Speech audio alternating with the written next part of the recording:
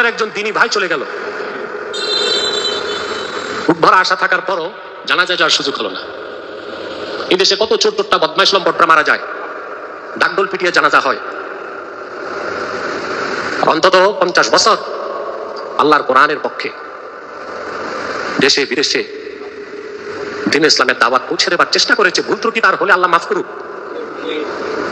তো বাহ্যিক যে সম্মানের সাথে প্রস্থান দরকার ছিল, সেই সম্মানটা জাতি করতে পারেনি। যুগ যুগ ধরে এটা এই জাতির জন্য কলঙ্ক হয়ে থাকবে। আমি সাইদি সাহেবের কথা বলছি। আমি আজকে প্রাণ খুলে তার জন্য দোয়া করি, আল্লাহ তার আখিরি নবী নূর নবীজি মুহাম্মদ সাল্লাল্লাহু আলাইহি ওয়াসাল্লামের জুতা মুবারকের সদকায় মাওলানা দেলোয়ার হোসেন সাইদির জীবনের গুনাহগুলো মাফ করে তাকে বেহেশত বাসী করুন।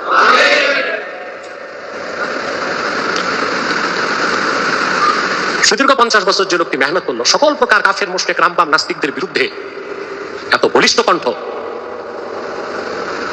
ইতিহাসে, বাংলাদেশের ইতিহাসে বহুত কম মানুষ পাওয়া যাবে।